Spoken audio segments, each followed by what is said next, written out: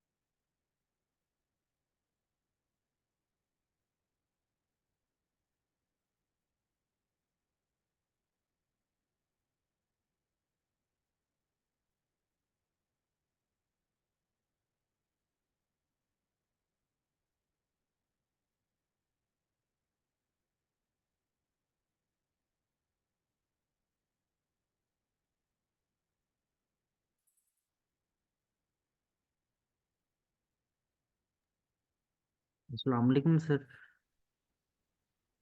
वालेकुम सलाम। सर कल वाली रिकॉर्डिंग आपने अपलोड कर दी सर यूट्यूब पे। हाँ जी। सर वो शो नहीं हो रही थी सर यूट्यूब पे। चलो देखते हैं। ठीक है, थैंक आप तो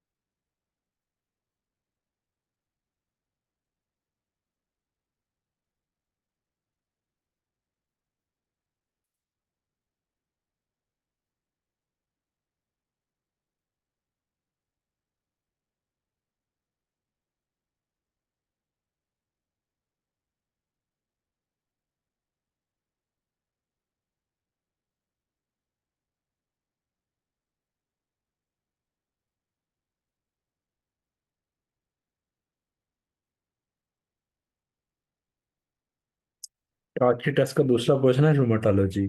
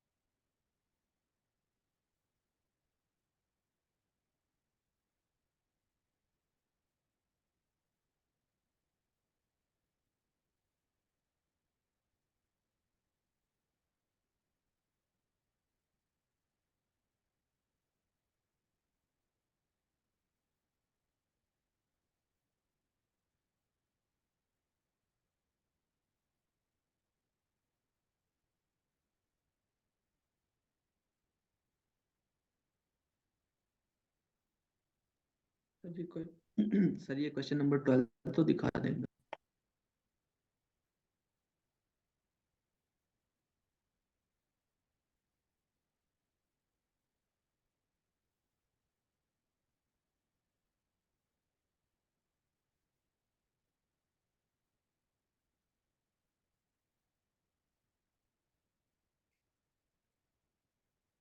सर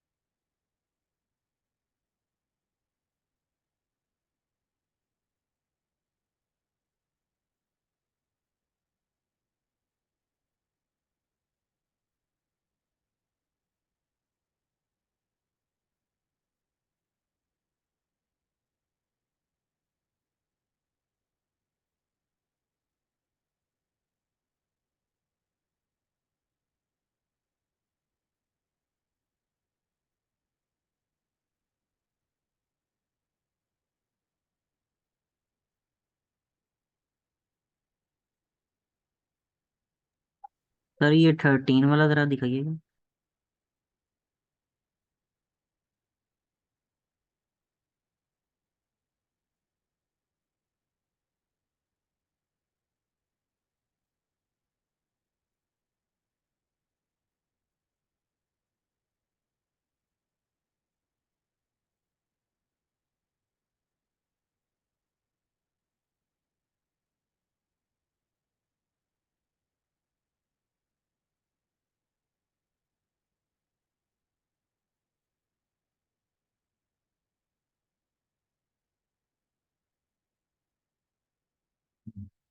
हाँ जी, चलिए, शुक्रिया।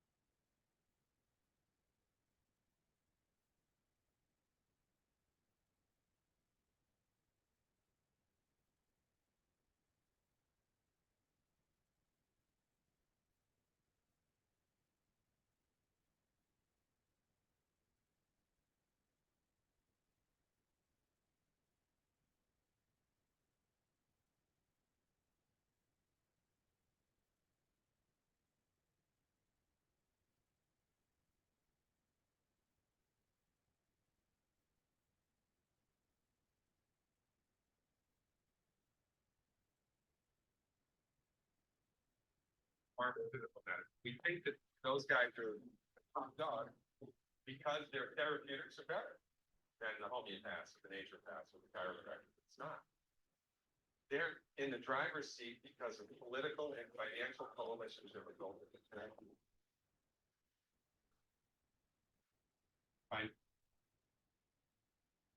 लास्ट पेज है, फिर नमाज पढ़ के ना फिर इसकी एक्सप्लेनेशंस करती है।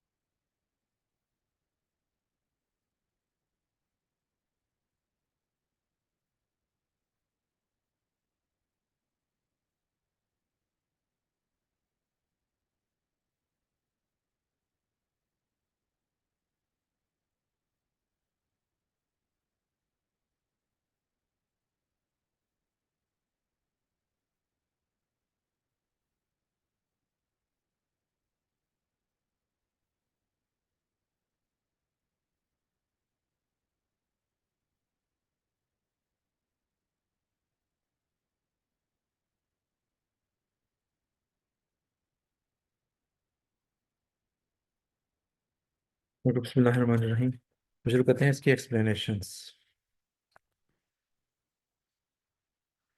अच्छा जी, which of the following is the most common cause of chronic kidney disease worldwide. अच्छा, आपको पता है कि जो क्रोनिक किडनी डिजीज है वो है कि अगर पेशेंट के kidney functions greater than 3 months खराब रहें तो उसको कहते हैं पेशेंट सीकेडी में चला गया हुआ है। वो ये सारी जो काजेज हैं, डायबिटीज मेलिटस सबसे कॉमन काज है सीकेडी की। ठीक है, पेशेंट को हाइपरटेंशन की वजह से, glomerulonephritis की वजह से, पॉलीसिस्टिक किडनी डिजीज की वजह से क्रोनिक किडनी डिजीज हो सकती है, लेकिन मेरी जो सबसे कॉमन काज है वो डायबिटीज मेलिटस है। 45 men present with hematuria following 2 days of a sore throat. What is the most likely diagnosis? तो इसका था पेशेंट को है आईजीए नेफ्रोपैथी, जिसको हम सिन फेरेंजाइटिस भी कहते हैं। सिन फेरेंजाइटिस मीन्स के जिस दिन सोर थ्रोट हुआ है उसके अराउंड ही 1-2 दिन बाद ही, उसी वक्त या उसके साथ ही हो जाए पेशेंट को आईजी नेफ्रोपैथी। पेशेंट को हिमाचूरिया होता है, नेफ्रिटिक सिंड्रोम होता है। जबकि अगर हफ्ता 10 दिन के बाद हो तो पोस्ट स्ट्रेप्टोकोकल ग्लोमेरुलोनेफ्राइटिस पीएसजीएन होता है। ठीक है, बच्चों में most common cause nephrotic syndrome की मिनिमल चेंज डिजीज, एसएलई की हिस्ट्री होती थी लूपस नेफ्राइटिस। सर ये जो ये दोनों को डिफरेंशिएट करने का तरीका ये है कि गला खराब होने के साथ ही हो जाए तो आईजीए नेफ्रोपैथी है, और गला खराब होने के हफ्ते 10 दिन के बाद हो, 2 हफ्ते के बाद हो, that is PSGM. Which electrolyte abnormality is not seen in rhabdomyolysis? rhabdomyolysis से क्या मुराद है कि पेशेंट को मसल्स टूट रहे हैं उसके। ठीक है, तो मसल्स जब टूटेंगे तो पेशेंट को हाइपरकेनीमिया होगा, नॉट हाइपोकेनीमिया। ठीक है, तो हाइपरकेनीमिया होना चाहिए।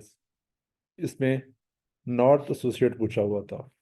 रेप्टोमायलिसिस जो है वो बहुत इंपॉर्टेंट एक टॉपिक है। रेप्टोमायलिसिस पे क्वेश्चन लाजमी आता होता है कि पेशेंट रेप्टोमायलिसिस की हिस्ट्री होगी कि पेशेंट जो है वो मजदूर है, उसके गर्मी में काम किया, या उसका बाजू किसी मशीन में आ गया, या उसको इंजेक्शन लगा, या उसको कोई फिट्स पड़े हैं, या बड़े दिनों तक वो ज़मीन पे पड़ा रहा था। ठीक है, तो पोलीमाइसाइटिस के साथ भी आ जाता है। अच्छा, in patients with nephrotic syndrome which of the following is the hallmark finding?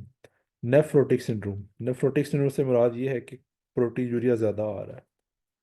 ठीक है, हाइपरटेंशन, रिड्यूस जीएफआर, ये दोनों के अंदर हो सकती है, लेकिन ग्रेटर देन 3.5 ग्राम प्रोटीन है, ये नेफ्रोटिक का सिनेरियो है।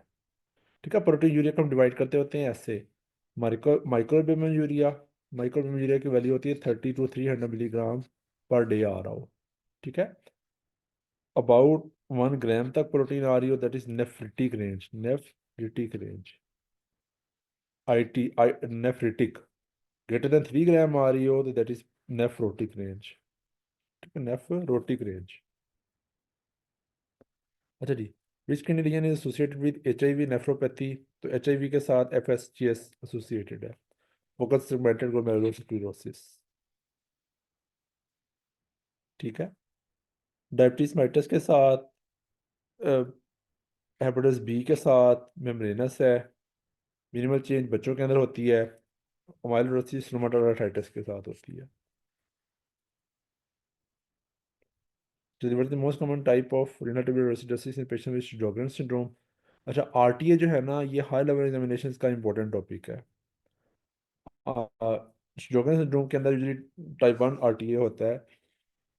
आरटीए की 3 टाइप्स हैं, टाइप 1, टाइप 2 और टाइप 4। टाइप 3 नहीं होती। ठीक है, अच्छा, जो टाइप 1 है उसको हम डिस्टल भी कहते हैं, जबकि टाइप 2 को हम लोग प्रोक्सिमल भी कहते हैं। ठीक है, जैसा कि नाम से जाहिर है कि बॉडी में एसिडोसिस होगा, तो एसिडोसिस 2 तरह से हो सकता है।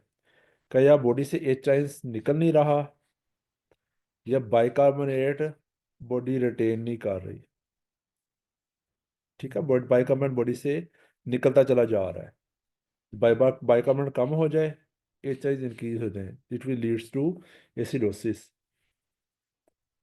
ठीक है, तो रीनल ट्यूबुलर एसिडोसिस में यही मैकेनिज्म होता है कि या इसमें HIs बॉडी में किडनी उसको रिटेन करता चला जाता है, जब बाइकार्बोनेट को रोक नहीं पाता बाइकार्बोनेट निकलते चले जाते हैं। ठीक है, टाइप 1 और टाइप 2 दोनों के अंदर पोटेशियम लेवल डिक्रीज होता है, टाइप 4 के अंदर पोटेशियम लेवल इंक्रीज होता है। टाइप 4 जो है जिसको हम हाइपो एल्ड्रोजेनिज्म भी कहते हैं, इसके अंदर पोटेशियम लेवल इंक्रीज होगा, और ये मोस्ट कॉमन टाइप भी है RTA की। अच्छा, deficiency farming is most for acute intestinal nephritis. Acute intestinal nephritis का स्टेरियो आप लोगों को आ सकता है कि पेशेंट को कोई दवाई मिली है, दवाई के बाद उसका मसला हुआ है कोई, तो ये एलर्जिक रिएक्शन होता है, तो एलर्जिक रिएक्शंस के अंदर ईओसिनोफिल्स रेज होते हैं। ठीक है, बाकी हेमाटूरिया है, प्रोटीन यूरिया, हाइपरटेंशन किसी भी किडनी डिजीज के अंदर हो जाती हैं, हर किडनी डिजीज में हो सकते हैं ये मसले मसाइल, लेकिन ईओसिनोफिल्स आते हैं एलर्जिक नेफ्राइटिस के अंदर, एक्यूट इंटेस्टाइनल नेफ्राइटिस के अंदर। What is the primary defect in Alport syndrome? Alport syndrome का सिनेरियो आता होता है कि बच्चा है, उसको डेफनेस है, आंखों में नज़र नहीं आता और किडनी फेलियर हो गया, तो बेसिकली इसमें कोलेजन के खिलाफ एंटीबॉडीज बनती हैं। आपकी कोलेजन जो होती है वो डिफेक्टेड होती है, जिसकी वजह से वो पेशेंट को रीनल फेलियर होता है, डेफनेस होती है। ठीक है, अच्छा जी, 55 में man with advance develops hyperkalaemia which the following treatment is not correct. यानी लाइक हाइपरकालीमिया हो तो हम लोग उसको कैल्शियम ग्लूकोनेट भी देते हैं, इंसुलिन ग्लूकोज भी देते हैं, सोडियम बाइकार्बोनेट भी देते हैं, स्पाइरोलेक्ट्रॉन नहीं देना। स्पाइरोलेक्ट्रॉन जो है वो क्या करवाएगा, पोटाशियम के लेवल को इंक्रीज करवाएगा, और डायूरेटिक है, तो इसको हम पोटाशियम स्पेरिंग डायूरेटिक भी कहते हैं, क्योंकि इसके पोटाशियम के लेवल को इंक्रीज करता है। अच्छा जी, next is autosomal dominant polycystic disease which gene is most commonly mutated. जैसा कि मैंने पहले कहा कि पॉलीसिस्टिक किडनी डिजीज दो तरह की होती है, ऑटोसोमल डोमिनेंट, ऑटोसोमल रिसेसिव। और पॉलीसिस्टिक किडनी डिजीज में पेशेंट को CKD डेवलप हो जाता है, CKD की इंपॉर्टेंट काज है ये। ठीक है, तो डोमिनेंट डिजीज के अंदर PKD1 जीन होता है। अच्छा जी, in nephrogenic diabetes insipidus, which of the following is the primary defect? Diabetes insipidus से मुराद क्या है कि आपका जो ADH है ये या ज़्यादा ये काम ही नहीं कर रहा या आ ही नहीं रहा। ठीक है, तो इसके अंदर क्या होगा कि जो किडनीज हैं वो इनसेंसिटिव हो गए हैं ADH को, तो किडनीज के ऊपर ADH काम नहीं कर रहा होता। ठीक है, इसमें ADH की प्रोडक्शन का मसला नहीं है, किडनीज का मसला है। किडनीज में कोई इलेक्ट्रोलाइट इम्बैलेंस है, हाइपोकलीमिया, हाइपरकैल्सीमिया। ठीक है, उनकी वजह से पेशेंट को नेफ्रोजेनिक डायबिटीज इंसिपिडस हो जाती है। पर अगर इसका सेंट्रल डायबिटीज इंसिपिडिस है फिर? हाँ जी, सेंट्रल डायबिटीज प्राइटिस में क्या होगा कि ADH वहां से प्रोड्यूस ही नहीं हो रहा। ADS लफ्ज से क्या मुराद है ना, एंटी डायूरेटिक। डायूरेसिस से क्या मुराद है कि यूरिन ज्यादा आना, तो एंटी डायूरेटिक हार्मोन है, ऊपर से प्रोड्यूस नहीं हो रहा तो सेंट्रल डायबिटीज इंसिपिडस होगी। अगर ऊपर से तो प्रोड्यूस हो रहा है लेकिन किडनीज में जहाँ पे उसने काम करना था, वाटर को रोकना था, वहां से वाटर नहीं रोक पा रहा, तो वो पेशेंट को यूरिन ज्यादा आएगा। ठीक है, तो that is renal insensitivity to sir ADH। अगर सेंट्रल होगी तो फिर अल्फा ऑप्शन होगा सर। जी, ए ऑप्शन नहीं हो सकता यहाँ पे, क्योंकि यहाँ पे कोई भी मेंशन नहीं किया हुआ कि ये रीनल है या फिर सेंट्रल है। ये लिखी हुई है ना, नेफ्रोजेनिक डायबिटीज इंसिपिडस। जी सर, मैं सेंट्रल का ओके पूछ रहा हूँ, ओके। बट सेंट्रल का सर केस है। हाँ, सेंट्रल सें- का केस है तो फिर वहाँ पे ADH ऊपर से नहीं ना आ रहा। जी सर, ठीक है sir. A 60-year-old woman has proteinuria with a spike and dome appearance on electron microscopy. What is the most likely diagnosis? Spike and dome appearance होती है मेम्ब्रेनस नेफ्रोपैथी के अंदर। ठीक है, तो जो ग्लोमेरुलोनेफ्राइटिस का जो टॉपिक है ना, किडनी से बहुत इंपॉर्टेंट टॉपिक है, इसको अलहदा से बैठ के ना कोई हाफ आवर 1 घंटा इसको ना भी दीजिएगा टेस्ट के बाद, कि मेम्ब्रेनस के क्या फीचर्स हैं, मिनिमल चेंज के क्या है, FSGS, diabetic nephropathy, crescentic glomerulonephritis. ठीक है, फोकस ग्लोमेरुलोनेफ्राइटिस, IgA नेफ्रोपैथी। तो नेफ्रिटिक रेंज में कौन से आते हैं, नेफ्रोटिक में कौन से आते हैं, किसके अंदर ट्रैम्प लाइक अपीयरेंस होती है, कौन सा जो है वो रैपिडली प्रोग्रेसिव होता है। अच्छा जी, breath forming condition is not likely to cause anion gap metabolic acidosis, relative to acidosis. अच्छा, जो एसिडोसिस होता है ना, मेटाबॉलिक एसिडोसिस, ये दो तरह का होता है। एक होता है इंक्रीज्ड एनाइन और एक होता है normal anion gap metabolic acidosis.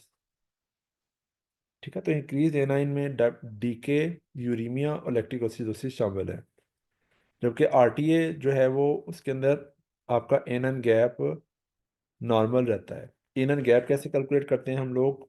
Sodium plus potassium minus chloride plus bicarbonate. ठीक है, तो इन दोनों का जो डिफरेंस होता है that is called anion gap. Difference is called anion gap. ठीक है, तो एनाइन गैप अगर ज़्यादा है तो मड पाइल्स होता है, methanol poisoning, uraemia, diabetes mellitus। ठीक है, तो आरटीए और डायरिया ये दो इंपॉर्टेंट काजेज हैं normal anion gap metabolic acidosis की। अच्छा जी, what is the most common complication of peritoneal dialysis? Definitely peritoneal dialysis में हम लोग पेशेंट को कैथेटर डालते हैं, तो कैथेटर की वजह से पेशेंट को इन्फेक्शन हो जाता है। इन्फेक्शन को पेरिटोनाइटिस कहेंगे। ठीक है, पेट का इन्फेक्शन हो जाता है पेशेंट को। यहाँ हाइपरकैलेमिया, पल्मोनरी एडिमा और हाइपरटेंशन ये सीकेडी की अपनी मैनिफेस्टेशंस हैं basically. A patient with good Pasteur syndrome will have antibodies directed against which of the following structure? Goodpasture syndrome में पेशेंट को जो बेसमेंट मेम्ब्रेन होती है उसके खिलाफ एंटीबॉडीज बन जाती हैं। ठीक है, तो उसमें पेशेंट को हीमाचूरिया होता है और लंग में हेमोप्टिसिस होता है, तो पल्मोरेनल सिंड्रोम है ये, पल्मोरेनल सिंड्रोम है। ठीक है, अच्छा जी, which of the following clinical feature is most suggestive of recent glomerulonephritis? रिसेंट्री ग्लोमेरुलोनेफ्राइटिस क्या होता है कि उसके अंदर ना आपको जो बायोप्सी होती है उसके ऊपर ना ऐसे चांद की तरह के इन्फ्लेमेटरी इन्फिल्ट्रेट्स नजर आते हैं। तो इसकी खास बात क्या होती है कि ये रैपिडली प्रोग्रेसिव होती है। ये आंसर हुआ सी। अच्छा जी, शुरू करते हैं रोमाटोलॉजी। ये क्वेश्चन प्योर रटे वाला था। Which cytokine is most strongly implicated in the pathogenesis of rheumatoid arthritis? तो मोस्ट लाइकली मेरा ख्याल इंटरलेकिन 6 है। इसकी क्या सिग्निफिकेंस होती है कि जब हम कोई मेडिसिन डेवलप करते हैं किसी ऑटोइम्यून डिजीज के लिए, तो उसमें देखते होते हैं कि उसकी पैथोलॉजी के अंदर, पैथोफिजियोलॉजी में कौन सा इन्फ्लेमेटरी मार्कर है, तो उस इन्फ्लेमेटरी मार्कर के खिलाफ एंटीबॉडीज बनाई जाती हैं। लाइक एंटी टीएनएफ डेवलप हुई हुई हैं, इन्फ्लिक्सिमैब, इटानरसेप्ट वगैरह, तो टीएनएफ के खिलाफ है। ठीक है, तो इंटरलेकिन 6 इनहिबिटर्स होती हैं जो रूमेटॉइड आर्थराइटिस के लिए काम करें। अच्छा, what is the most specific antibody for SLE? Specific कौन सी है इनमें से? एंटी डीएसडीएन है। ठीक है, ना सिर्फ स्पेसिफिक है बल्कि ये उसकी डिजीज की सिवियरिटी को भी शो करती है। जितना ज़्यादा डीएसडीएनए का लेवल होगा उतनी डिजीज सीवियर होगी। ठीक है, अच्छा, जो है ना एंटी रो एंटी लॉ एंटीबॉडीज, इसका सिनेरियो आएगा एसएलई के साथ प्रेगनेंसी में। एंटी फॉस्फोलिपिड का सिनेरियो आएगा आपको प्रेगनेंसी लॉस के साथ, मल्टीपल मिसकैरेजेस या अबॉर्शंस के साथ। Which is the forming condition is associated with HLA-B27? HLA-B27 को हम लोग सीरोनेगेटिव आर्थराइटिस भी कहते हैं, तो इसकी important reason is ankylosing spondylitis. ठीक है, ये सीरोनेगेटिव आर्थरोपैथीज होती हैं, Reiter syndrome, Behcet syndrome, ankylosing spondylitis, आपकी IBD एसोसिएटेड जॉइंट डिजीजेस, ये सारी HLA-B सॉरी पॉजिटिव होती हैं। अच्छा जी, 35-year-old woman present with recurrent oral ulcers, genital ulcers and uveitis. What is the more likely diagnosis? हाँ, तो इसमें बेशस डिजीज था ये। ठीक है, ये भी HLA-B27 पॉजिटिव डिजीज है, मल्टी सिस्टम इन्वॉल्वमेंट होती है, स्पेशली अल्सरेशंस। ठीक है, एसएलई में रैश भी होती है, जॉइंट पेन्स भी होती हैं और अल्सर्स भी होते हैं। ठीक है, इसमें लेकिन एसएलई में यूजली जेनिटल अल्सर्स नहीं होते। आरए के अंदर भी ये मैं एक असूल बताता होता हूँ कि आप लोगों को मैंने बताया होगा कि जब एक ऑटोइम्यून डिजीज हो ना पेशेंट को, तो always look for another autoimmune disease. किसी पेशेंट को एक चीज़ के खिलाफ एंटीबॉडीज बनी हुई है ना, तो इसका मतलब है उसमें बॉडी में किसी और चीज़ के खिलाफ भी एंटीबॉडीज बन सकती हैं। अच्छा जी, which of the following is the first line treatment for giant cell arthritis? Giant cell arthritis का सिनेरियो आप लोगों को आएगा। पेशेंट खाना खाता है, थकता है, उसकी स्कैल्प पे टेंडरनेस होती है, तो उसमें हम लोग पेशेंट को फौरी तौर पे स्टेरॉइड्स देते हैं। तो प्रेडिनिसोन देना है इसके अंदर। ठीक है, तो giant cell arthritis can lead to visual loss. इस वजह से अपने पेशेंट को इमरजेंसी में स्टेरॉइड शुरू करवा देने हैं। What is the most common cause of death in patients with systemic sclerosis? Systemic sclerosis के जो पेशेंट्स होते हैं उनके अंदर हाइपरटेंशन बहुत ज़्यादा सीवियर होने की वजह से रीनल क्राइसिस में जाते हैं। ठीक है, तो रीनल क्राइसिस इनकी डेथ की एक बहुत इंपॉर्टेंट काज है। ठीक है, ऑल्दो इन पेशेंट्स के अंदर उनमें हाइपरटेंशन भी डेवलप हो जाती है, that can lead to heart failure. ठीक है, लेकिन रीनल क्राइसिस ये इंपॉर्टेंट है, एकदम ब्लड प्रेशर रेज होने की वजह से इंट्रासेरेब्रल हेमरेज या रीनल फेलियर। अच्छा, in gout which joint is most commonly affected during the first attack? तो गाउट की में पता है आप लोगों को मेटाटार्सोफेरेंजियल जॉइंट, फर्स्ट मेटाटार्सल जो कि ग्रेटर टो बनता है। Which antibody is most specific for systemic sclerosis? Systemic sclerosis में एंटीबॉडी है एंटी एचसीएल। ठीक है, सेंट्रोमियर है क्रेस्ट सिंड्रोम की, एंटी रो एंटीबॉडी है एसएलई की, और एंटी डीएसडीएनए भी एसएलई की है। ठीक है, what is the hallmark histological feature in polymyositis? Polymyositis जो होती है इसके अंदर पेशेंट को एंडोमाइसिन इन्फ्लेमेशन होती है। ठीक है, जो पेरीमाइसिन इन्फ्लेमेशन है ये डर्मेटोमाइसाइटिस का फीचर है।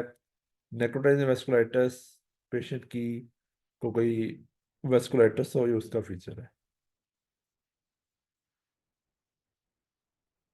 अच्छा, which of the following feature is not associated with seronegative arthritis?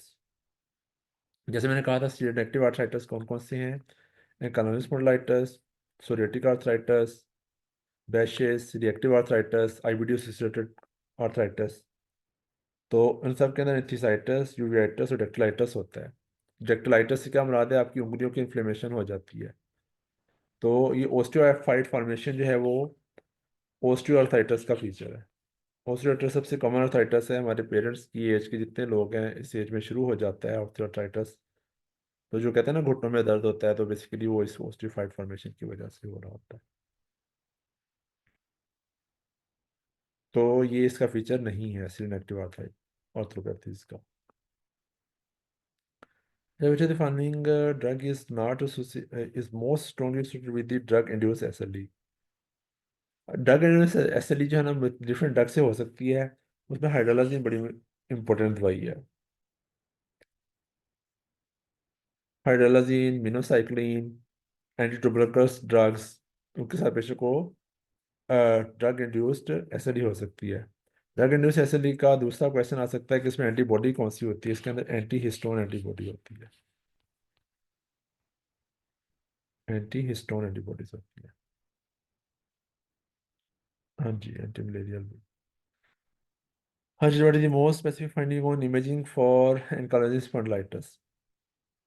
Ankylosis spondylitis जो है उसकी जो पहली फाइंडिंग आती है वो आती है एमआरआई के ऊपर सेक्युलराइटिस देखते हैं हम लोग। ठीक है, बाकी ये सेंडेस्मोफाइट्स, मेंबर अपीयरेंस, वर्टिब्रल फ्रैक्चर्स तो नहीं है। सेंडेस्मोफाइट और मेंबर स्पाइन अपीयरेंस ये लेट फाइंडिंग्स हैं।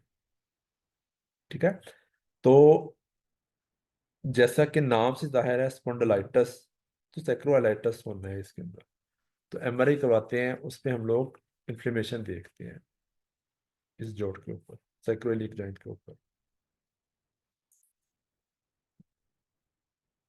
अच्छा जी, 50-year-old man with asymmetric oligoarthritis, conjunctivitis and uveitis. What is the most likely diagnosis? तो ये सिनेरियो था रिएक्टिव आर्थराइटिस का। ठीक है, सोरेटिक आर्थराइटिस में स्किन लीजन्स होंगी साथ, रूमेटॉइड आर्थराइटिस के साथ जॉइंट डिफॉर्मिटीज होंगी, और गाउट के साथ टोफाई बनेंगे। What is the most appropriate first line treatment for an acute gout flare? Gout flare हो तो हम पेशेंट को एनर्जेटिक्स देते हैं और कोचिसिन देते हैं। ठीक है, बाकी जितनी भी दवाइयाँ हैं, एलोपिरानॉल, फेविक्सोस्टेट एंड प्रोबेनिसिड, ये इनको हम कहते हैं uric acid lowering drugs, uric acid कम करने वाली दवाइयाँ ये। ठीक है, एलोपिरानॉल ज़ाइलोरिक के नाम से आती है, बड़ी मशहूर है। फेविक्सोस्टेट गोयूरिक के नाम से आती है। ये इनकी अपनी फार्माकोलॉजी बहुत इंपॉर्टेंट है। एलोपिरानॉल का क्वेश्चन आ जाएगा, क्या इसका मैकेनिज्म ऑफ एक्शन है, 3 ऑक्सीडेज इनहिबिटर है। अच्छा, deficiency forming antibodies commonly found in antiphospholipid syndrome. Antiphospholipid के साथ पेशेंट को 3 एंटीबॉडीज होती हैं, उनमें जो ज़्यादा मशहूर है एंटी कार्डियोलिपिड एंटीबॉडीज। ठीक है, एंटी सेंट्रोमियर, एंटी सीसीपी का आपको पता है, एंटी सेंट्रोमियर स्क्रैच सिंड्रोम के साथ, और एंटी सीसीपी जो है वो रूमेटॉइड आर्थराइटिस के साथ एसोसिएटेड होती है। ठीक है, एंटी स्मिथ जो एसएलई के साथ एसोसिएटेड होती है। ठीक है, एंटीबॉडीज का एक टेबल बना हुआ है हर बुक के अंदर, और मेरा भी चैनल पे एक मैंने इम्यूनोलॉजी के साथ इंपॉर्टेंट एंटीबॉडीज का एक दी हुई है वीडियो, वो लास्ट में उसको करके जाइएगा। जो कि ये रटा है बहुत ज़्यादा, तो इसको आपको बैठ के ना प्रॉपर याद करना चाहिए। ठीक है, आरए के साथ कौन सी है, स्पेसिफिक कौन सी है, सेंसिटिव कौन सी है, एसएलई के साथ क्या है, पोलीमाइसाइटिस में कौन सी एंटीबॉडीज हैं, what is the mechanism of action of rituximab in treating autoimmune diseases? rituximab जो होता है ना, वो बी सेल डिप्लेशन करवाती है। क्या इन्फ्लिक्सिमैब टीएनएफ इनहिबिटर होती है। ठीक है, तो ये इन्फ्लेमेशन के मार्कर्स हैं। जब आप किसी जगह पे इन्फ्लेमेशन होती है, वहाँ पे सेल्स आती हैं, इन्फ्लेमेटरी सेल्स आती हैं, लाइक न्यूट्रोफिल्स, लिम्फोसाइट्स। लिम्फोसाइट जो जितने भी सारे हमारी बॉडी के सेल्स हैं, डब्ल्यूबीसीज, वो आना शुरू होते हैं। अच्छा, university funding lab findings most characteristic of adult onset Still's disease. Still's disease जो है, इसका एक बड़ा एक स्ट्राइकिंग फीचर है जो उसको दूसरी बीमारियों से डिफरेंशिएट करता है, इसमें फर्टिलिटी लेवल बहुत ज़्यादा रेज्ड होता है, थाउजेंड्स के अंदर फर्टिलिटी लेवल होता है। ठीक है, साथ पेशेंट को अनीमिया होता है, लेकिन फर्टिलिटी लेवल बहुत ज़्यादा रेज्ड होता है। ठीक है, तो ये इसका स्पेसिफिक एक फीचर है स्टिल्स डिजीज का। स्टिल्स डिजीज को हम लोग अडल्ट ऑनसेट रूमेटॉइड आर्थराइटिस भी कहते हैं। ठीक है, पॉजिटिव वीएनए फीचर है एसएलई का, एंटी डीएस डीएनए का भी आपको पता है। कंप्लीमेंट लो हो गए हैं, इसका मतलब है एसएलई का फ्लेयर आया हुआ है। ठीक है, अच्छा जी, सर ये इंटरमेटामाइसाइटिस एंटी डीएस डीएनए किसका है? जी, anti DS DNA sir SLE का सर? एसएलई के लिए स्पेसिफिक टेस्ट है। जी ठीक है इन dermatomyositis which skin manifestation is pathognomic, हाँ, इनके अंदर गोटर्स पेप्यूल्स बनते हैं। पेशेंट के जो नकल्स होते हैं, यहाँ पे पेप्यूल्स बन जाते हैं, आंखों के ऊपर हेरिट्रोप रैश बनती है, स्किन के ऊपर रैश बन जाती है, क्या शॉवर चार साइन। पाँच होते हैं? ठीक है, मेलर रैश फीचर है एसएलई का, रेनार्ड्स फीचर है सिस्टेमिक स्क्लेरोसिस का, और लिविडो रेटिकुलरिस फीचर है एंटीफॉस्फोलिपिड सिंड्रोम का। ठीक है, सर 7 का बताइए। गाउट पे मेटाटार्सोफेरेंजियल जॉइंट, नहीं सर वो नेफ्रोलॉजी का। हेलपोर्ट सिंड्रोम में टाइप 4 कोलेजन। जी ठीक है,